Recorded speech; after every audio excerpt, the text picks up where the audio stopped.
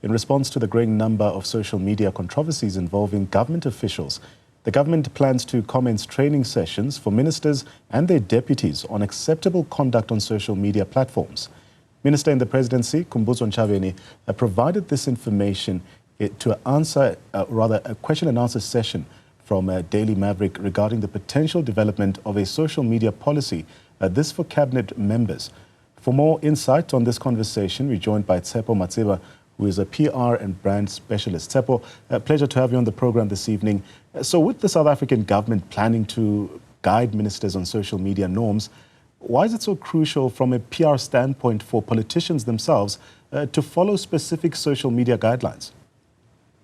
Yeah, good evening, Nhlanhla, and thank you for inviting us.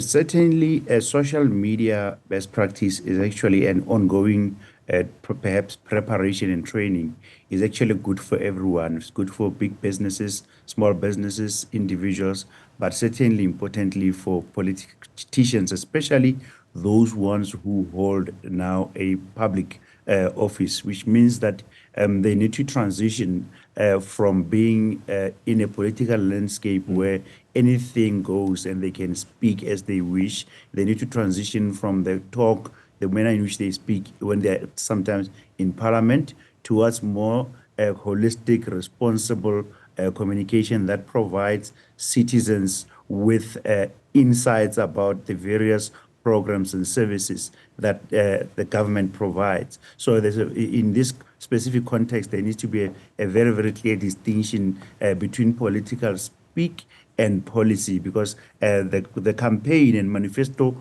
of your political party where you're campaigning is now completely different from government policy. And that's, I think, why this initiative by government is commendable. And one can never say that they are trained enough. And that's because we see these difficulties not only here in SA, but you see it in the US before and after campaigning, and the impact on actually countries, but also impact on companies' share prices when CEOs post on social media irresponsibly. So, of course, this conversation also stems from recent controversies involving ministers' social media posts. This has sparked quite a lot of debate. What are the common pitfalls, Tshepo, that politicians should be mindful of when really using these platforms? Firstly, is to, while we talk about pitfalls, is to understand the message and have some kind of a content plan. Because when you don't have a content plan, you respond sporadically, randomly to any activity without actually giving yourself the necessary time to apply your mind about what is the government's position, what is the policy of the department on a specific issue.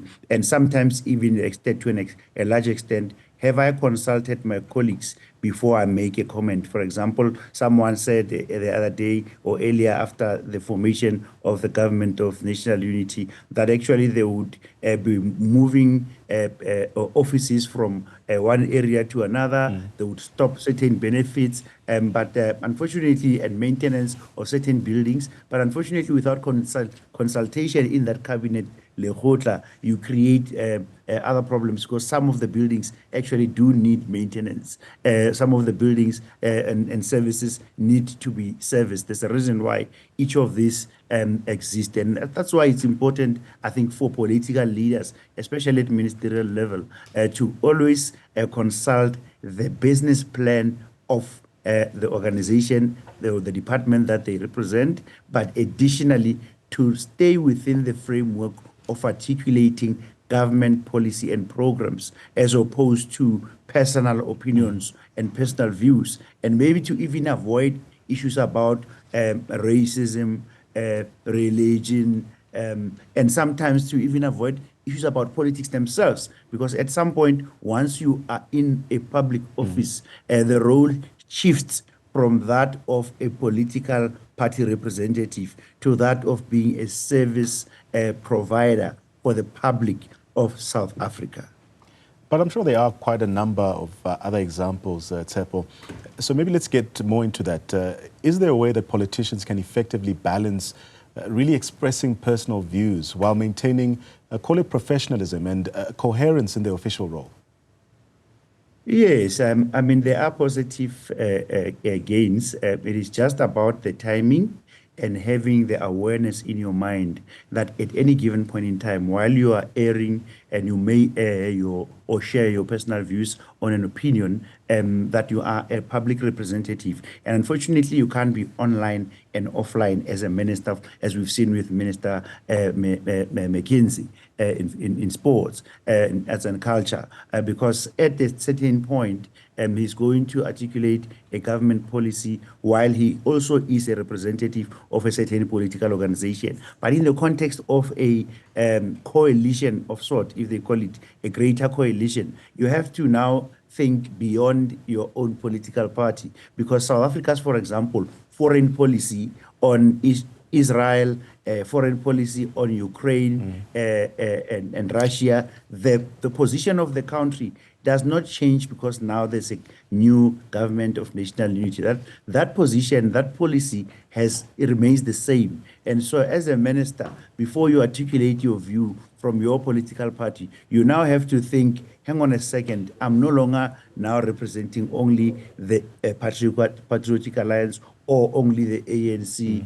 In this specific instance, I'm representing a country, and sentiment just begins to become important. You also want to articulate yourself in a way that doesn't seem like you are driving a division or xenophobia, as some have actually suggested. And then, of course, for other political leaders, besides the passion and the energy that they have to watch out for the tone of what they've said in the past and speak in a way that is more inclusive, because some of the ministers come with a backlog of being accused of racially insensitive language in the past. And so as you articulate yourself, you need to try and shift at least from far more from your personal views to staying with the policy of government. And if you stay with policy and programs of the job that you are actually hired to do, you'll minimize most of the problems that some of the ministers and politicians are experiencing. And put differently, politicians who are not in government, who are not active in government, who are not officials of government, they can continue with their programs, as we see during campaigns, as robust as they can, but they still need to work within an ethical environment, a responsible environment, and a developmental environment that shows that you are interested in contributing positively and meaningfully to the conversation. You are not being divisive in a way. That's a very interesting point. And it leads me to my next one. How does a politician's social media etiquette then influence public perception as well, and their effectiveness as a government official? How do people view them? Yeah, so I mean, the way government officials or public officials conduct themselves online can impact not only the public in terms of the sentiment and the direction that how they perceive the services of a particular government department and its divisions, but in addition to this thing about having a common a message and a common theme, if you are not cautious about that influence, you may also influence your teams within government to act in a manner that is irresponsible and maybe not even in line with your social media policy and programs. And now we know that social media policies are there for many organizations, including government, but often people don't read them. And that's why the question of ongoing training and ongoing awareness is so important, so that when a person makes decisions every day, they are guided by a certain set of values about how we communicate, what is the protocol, what are the key messages, and what is our agenda for the month of Women's Month, what is our agenda for Heritage Month, what is the content plan, what does it look like? Because it's relatively easy to tweet or post on X or to post on any other social media platform. But unless you contextualize things and that you keep within the framework of what you are there and required to do, you're going to have problems. It's it's easier, I say, to not to mix your personal profile and your business profile or your political or organizational profile. Because what you often find is that if you mix the two, you end up posting the wrong picture on a social media platform. And by the time you post it, it's too late. Or that you end up posting a screen grab of a personal conversation that you were having about an issue that is not yet resolved. And so in the world where we know in South Africa, it's a sensitive environment, especially around service delivery.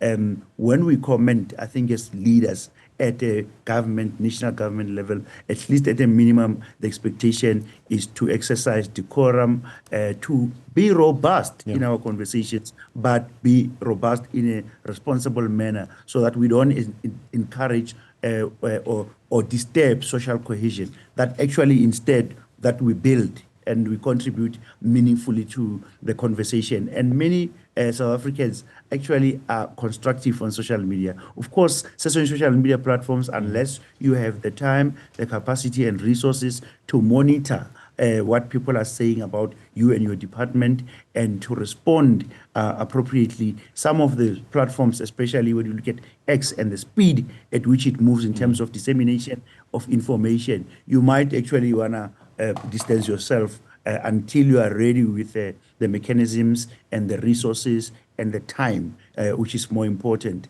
the time. It is former Reserve Bank Governor Tito Mboweni who does it really well. We may not agree with some of the products that he plays around with and he cooks, but he will articulate a formal opinion at some point, and at some point he will play a little bit. When you look at, if you know, Clayson Munyela, and how he uses social media, he'll use it to educate, to clarify policy, to clarify difficult concepts, but to also correct misinformation.